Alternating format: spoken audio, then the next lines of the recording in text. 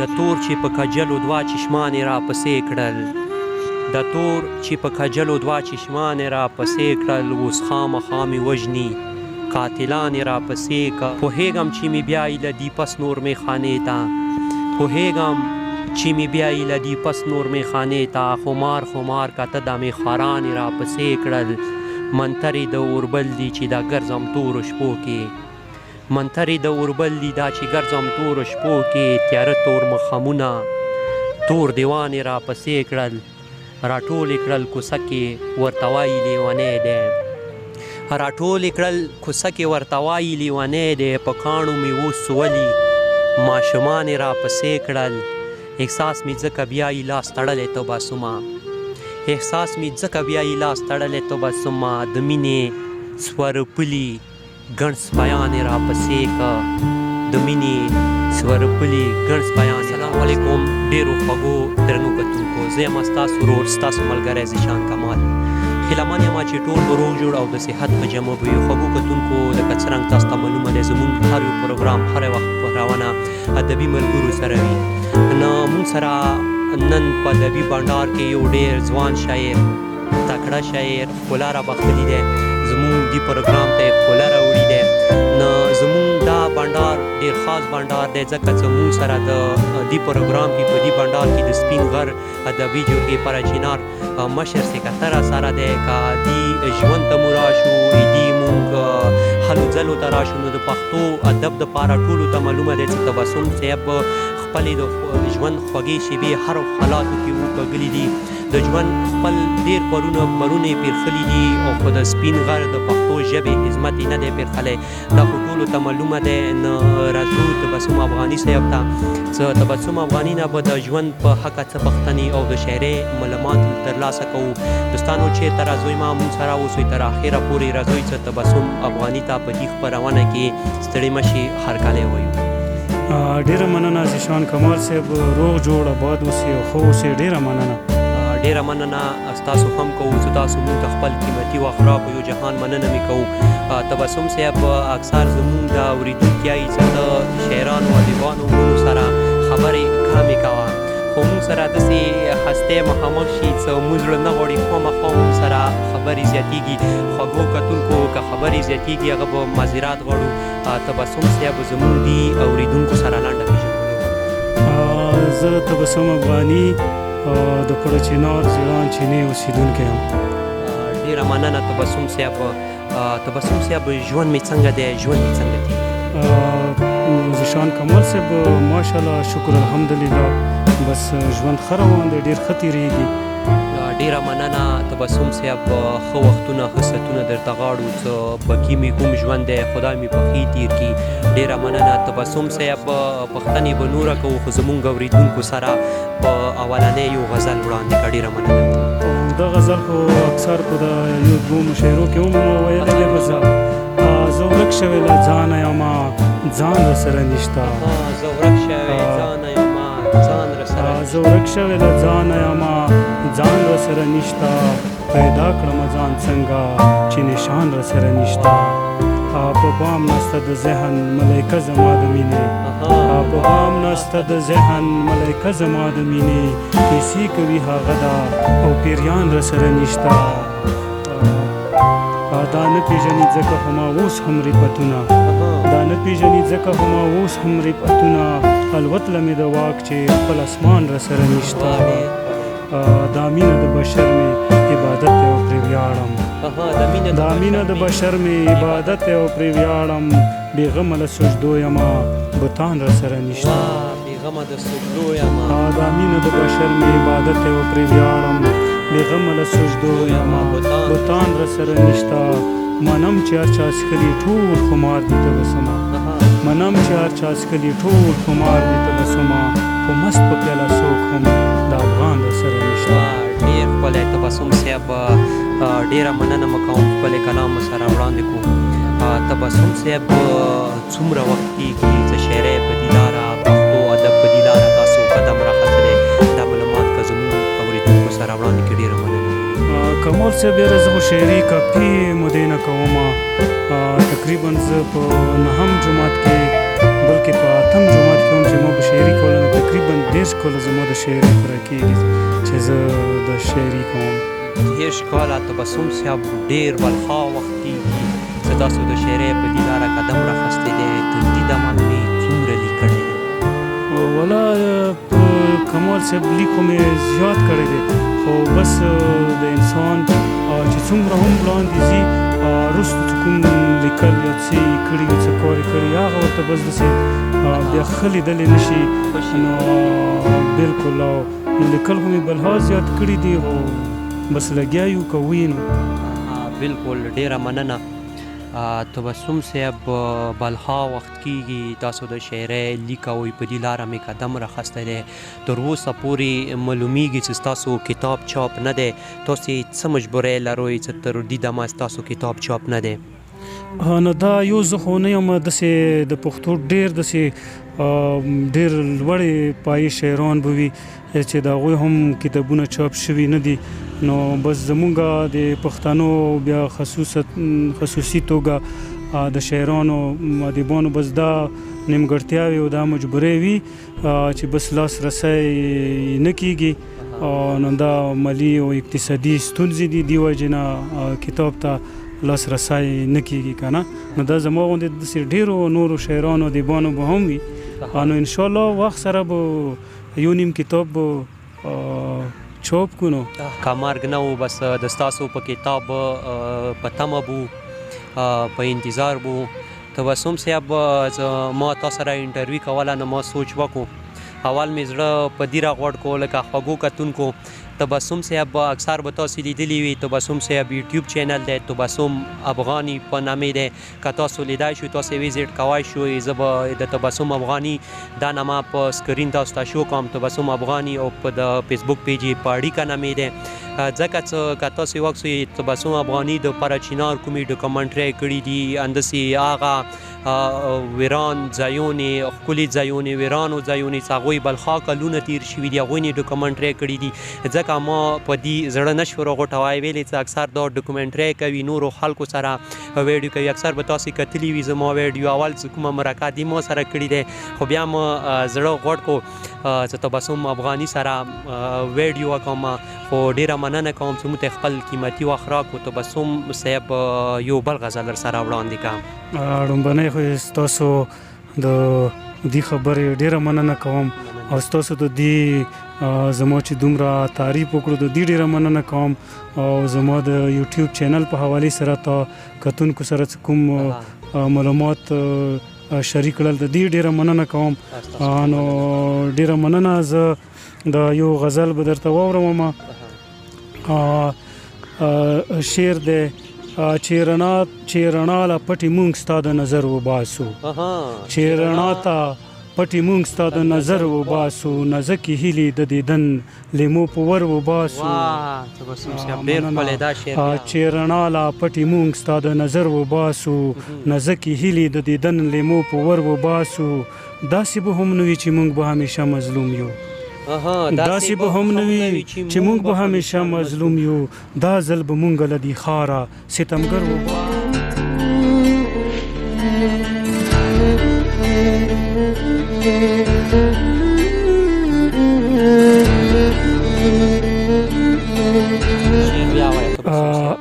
داسې به هم نه وي چې مونږ به همیشه مظلوم یو دا ځل به مونږ له دې ښاره ستمګر وباسو دا چې خورېږي په وجود کې د سماج زمونږ دا چې خورېږي په وجود کې د سماج زمونږ مونږ په دوا د مینې دا مرض د شر وباسو دا چې خورېږي په وجود کې د سماج زمونږ مونږ په دوا د مینې دا مرض د شر وباسو دا چې اوبه ورکوو مونږ د پښتو ځمکو لا دا چې اوبه ورکوو مونږ د پښتو ځمکو لا ویالې له غرونو د ذهنونو د هنر وباسو. ډېره مننه. زړه د جمود هم تبسمه چې نن ودرزیږي زړه د جمود هم تبسمه چې نن ودرزیږي زه چې خیالونه د اظهار چمله بهر وباسو زه چې خیالونه د اظهار چمله بهر وباسو. ډېره مننه. تبسم صاحب د ښکلي کلام وړاندې کولو مې یو جهان مننه کوم. تبسم صاحب یو څو پوښتنې نوره لرو. تبسم صاحب د شاعرۍ مو څه مشکلات و کو څه ستونزې وې او چې تاسو شاعرۍ پښتو ادب په دې لاره قدم راکېښودو؟ دا خو ذیشان کمال صاحب ستونزې نه وې خو بس دا خو یو هغه انسان کې یو تخلیقي کوم حرارات وي کوم د هغه وي د هغې وجې نه د انسان د شعر پلو ته یا د نورو کومو فنونو طرف ته هنرونو طرف ته لاړ شي. نو ما سره هم له ماشومتوب نه بلکې فطري توګه په ما کې دغه یو صلاحیت یو استعداد موجود و چې زه دې په شاعرۍ باندې مجبور کړلم. ډیره مننه. تبسم صاحب تاسو ته څنګه ښکاره شوه، تاسو ته څنګه معلومات وشو چې زما په وجود کې، زما په زړه کې، زما په ذهن کې شاعري دی؟ ذیشان کمال صاحب دا خو داسې و د شاعري خو په ما کې موجوده وه خو دا ما سره په کلاس کې یو هلک و هغه سره یو کتاب موجود و د مصرو کتاب و د ټپو نو هغه به هغه لوستو هغه ما ته هم وښودو نو ما چې کله هغه کتاب ولوستو په هغه کې مې ټپه ولوسته نو په هغه کې ځای په ځای غزلونه هم وو نو ما لومبنی چې هغه کتاب کله ولوستو چې غزل مې ولوستو په هغه کې رباعیات لیکلي وو هغه مې ولوسته نو ما هم په خپله طبیعت ازمایي په غزل باندې وکړه نه وروستو بیا ما شاعرۍ طرف ته راغلم بیا مې شاعري شروع کړله. ډېره مننه، ښکلي معلومات مو راسره وړاندې کړه. تبسم صاحب د شاعرۍ زده کړه مې چا نه کړي دی؟ په شاعرۍ کې استاد لروي که نه لروي؟ نو د ټول ښه شاعران چې دي دا زمونږ استادان دي او د سپین غر ادبي جرګې بس ډېره زیات دا مو دپاره ډېره د مدرسې حیثیت لري او په دې کې پاتې شوی یم او په دې کې تعلیم یافته شوی یم په دې کې ټول ښه کسان د ټول ښه استادان دي او ښه شاعران دي او په خصوصي توګه په ځانګړې توګه نوشي بنګش صاحب زموږ سره دی دا یو ښه استاد دی او یو ښه شاعر ادیب دی یو ښه استاد دی نه د دې په د سیوري لاندې مو بس د زده کړه کړې ده. تبسم صاحب ډېره مننه مه کوم. تبسم صاحب که موږ یوه غوښتنه وکړو د اول دور څه شعر، څه ټپه، څه غزل درته یادیږي چې تاسو په اول دور کې لیکلي وي؟ اکثر د اول دور غزل خامخا یا دوه شعره سړي ته یادیږي. که تاسو د اول دور غزل یا دوه شعره راسره وړاندې کړو نو ډېره مننه به وي. د لومبني دور شاعري خو یادیږي راته ډېره زیاته نه کمال صاحب نو کوشش به کوم که یو نیم شعر ته یاد شي. د یو شعر ته یادیږي زړه دې توره لوپټکې رانه یوړو، زړه دې توره لوپټکې رانه یوړو، زړه دې توره لوپټکې رانه یوړو، پټ دې توره لوپټکې منتر وینم. پټ دې توره لوپټکې منتر وینم. ډېر ښکلی خوږو کتونکو دا د یو شعر و بدقسمتي وه چې تبسم صاحب ته هغه شعرونه نه یادیږي. دا یو شعر تاسو سره وړاندې کړو نه تبسم صاحب بیا رڅو په یوه غزل ته چې یو بل غزل زموږ خوږو کتونکو منم چې ګډه وډه ده خبره لیونۍ ده، منم چې ګډه وډه ده خبره لیونۍ ده، په بام د اظهار ناسته مې نن بره لیونۍ ده، جولۍ دا نیولي پکې خیر د امن غواړي، جولۍ دا نیولي پکې خیر د امن غواړي، رغلي یوه پیغله پاس لغره لیونۍ ده، پاس لغره لیونۍ ده، له دیو سره د وخت راته چل ځکه د جنگ ښایي، له دیو سره د وخت راته چل ځکه د جنگ ښایي، د عمل چې حوصله مې زوروره لیونۍ ده، لمبې تر مڼۍ چې د یزید ورسي پرېږدی، لمبې تر مڼۍ چې د یزید ورسي پرېږدی، راپورته شوي څړیکه له پر هره لیونۍ ده، مننه لمبې تر مڼۍ چې د یزید ورسي پرېږدی، راپورته شوي څړیکه له پر هره لیونۍ ده، خبر یې تبسمه سمره جان واړه په ډار دي، خبر یې تبسمه سمره جان واړه په ډار دي، خپره کړي تا څنګه دا سندره لیونۍ ده. تبسم صاحب ډېره مننه مه کوم د ښکلو کلمونو څه موږ سره مو وړاندې کړه. تبسم صاحب که موږ سوچ وکړو او ډېر وخت کېږي تاسو شاعرۍ کوئ، ډېر لیک مې کړی دی، د خوښې مې کوم یو شی مې زیات خوښېږي لکه نظم شو، ټپه شوه، مصره شوه او نظم شو؟ یاره دا ټول ښکلي دي ما ته د یو بل زمونږ د یو ملګري یو شعر یادېږي هر یو تور د پښتو تور زما د سترګو هر یو تور د پښتو تور زما د سترګو هر سازش ته د اغیارو یو سازش یم نو د پښتو هر یو تور یمو د سترګو تور دی مو ته ډېر خوږ دی په ما ډېر ګران دی ډېره مننه تبسم صاحب نظمونه مې لیکلي دي نظمونه مې لیکلي دي نظم به درته واوروم د وسله تر عنوان لاندې نظم دی کمال صاحب وسله منم چې ته به زوروره زورور ډېر یې منم چې ته به زوروره زورور ډېر یې تا سره زه چېرته په زور کې برابر نه یم منم چې ته به زوروره زورور ډېر یې تا سره زه چېرته په زور کې برابر نه یم ته که مې وغواړې وهلی او وژلی مې شې ته که مې وغواړې وهلی او وژلی مې شې زه په طاقت تا سره سم چېرته د شار نه یم خو داسې هم نه ده چې تل به زورور ته یې خو داسې هم نه ده چې تل به زورور ته یې ما سره هم یو طاقت شته دی او وسله شته دی ما سره هم یو طاقت شته دی او وسله شته دی ستا د طاقت ماڼۍ پرې زره نړولی شم ستا د طاقت ماڼۍ پرې زره نړولی شم ما سره هم داسې یو اور شته دی لمبه شته دی ما سره هم داسې یو اور شته دی لمبه شته دی زه به په تا پسې ضرور هغه وسله را اخلم زه به په تا پسې ضرور هغه وسله را اخلم جنگ له خلاف د زوروره تر سنګر خېجم زه به په تا پسې ضرور هغه وسله را اخلم جنگ له خلاف د زوروره تر سنګر خېجم طالب زور زه هم د خپلې دی وسلې خایم طالب زور زه هم د خپلې دی وسلې خایم دا د غونډې له د جنگ دا د غونډې له د جنگ زه په منډه بر خېجم زما وسله هغه چې تا سره پرې جنګ کوم کمال صاحب زما وسله هغه چې تا سره پرې جنګ کوم هغه وسله ما سره دغه د زما پند دی زما وسله هغه چې تا سره پرې جنګ کوم هغه وسله ما سره دغه د زما پند دی هم په دې پن باندې ډاډه یم وسله یې ګڼم هم په دې پن باندې ډاډه یم وسله یې ګڼم لکه وسله ما سره هم دغه د شتا پند دی لکه وسله ما سره هم دغه د شتا پند دی ډېره مننه خوږو کتونکو تبسم صاحب نظم را سره وړاندې کړو ډېر ښکلي خیالات یې پکې راوړي وه ډېر ښکلی سوچ پکې و نو ډېره مننه کوم تبسم صاحب په اخره کې بس نور ټایم نه خرابوم په اخره کې د خپلې داسې خوښې څه شعر او ټپه لروئ چې هغه تاسو ډېر خوښوي زموږ اورېدونکو سره که وړاندې کې ډېره مننه به وي کمال صاحب خپل شعر یادوي راته که د بل چا شعر یادوي نه خپل شعر څه هغه تاسې هر ټایم په ذهن خور وي هر ټایم درته ډېر یادېږي هغه څو شعرونه وي نظم وي چربي ته وي هغه را سره وړاندې کړه غږ د هنر له بامه وکړه تبسمه پرې ته غږ د هنر له بامه وکړه تبسمه پرې ته دا چې مشر خوروي څوک د چپېرچل غېږه کې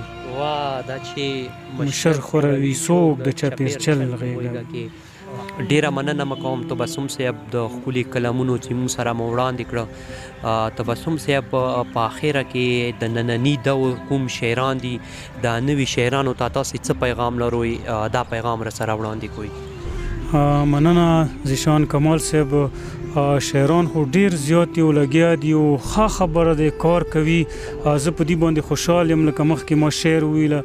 د پښتو ژبې دپاره د ادب دپاره کار کوي خو باید چې کار ښه کار وشي او شاعران خو ډېر زیات لګیا دي کار کوي نو دوی ته پکار دی لوسته پکار دی او په ادبي غونډو کې ناسته پکار دی او د استادانو لاندې کار کول پکار دي او د خپلو ښو شاعرانو نه او د ښو استادانو لاندې کار وکړي باید څه په دې باندې پوهه شي نو اکثر داسې پکار نه وي چې نورو په شاعرانو پسې نه اکثر شاعرۍ زیاته شاعرۍ نرابازي هم نه دی پکار او د تشبیهاتو نه او استعاراتو نه خالي شاعري هم نه دی پکار څه په هغې کې صرف کاپیا او ردیف او لفظونه یو بل سره تړل هم نه دي او پکار د شاعریت نه هم خالي شاعري نه وي او نو که داسې مونږ او تاسو پام وکړو او په دې بازار کې او په دې لاره کوڅو کې هر یو کس کا وغواړي او که مونږ او تاسو ورته ووایو چې راشه او په دې باندې لږه غونډه شعري وکړه کپیا او ردیف ورته وښایي نو کولی شي خو په کار هغه په کار دی چې هغې کې تخلیق په کار وي تخلیقي او روایاتو نه بلاتر شي او هغه شعریت نه خالي شاعري نه وي. ډېره مننه. ډېره مننه. وکیل تبسم افغاني ډېر ښکلی پیغام را سره وړاندې کړو، ډېرې ښکلي خبرې مو سره وکړې. وکیل که تبسم افغاني کومې خبرې وکړې په کار دی نن سبا دا ور شاعرانو ته څه هغه د داسې شاعري نه وکړي چې هغه د چا سوچ فکر ضمیر خراب کړي، داسې الفاظونه دې نه راوړي چې هغه په ضمیرونو په سوچونو په زړونو اثر پرېوځوي، نیګیټیو سوچونو ته سړی مایل کړي. نو خوږو کتونکو نور وخت مه نه خلم، دا و زمونږ نن ادبي بنډار د بل بنډار پورې ما ز شان کمال ته راکړو اجازت د لوی الله پامان په مخه میخه.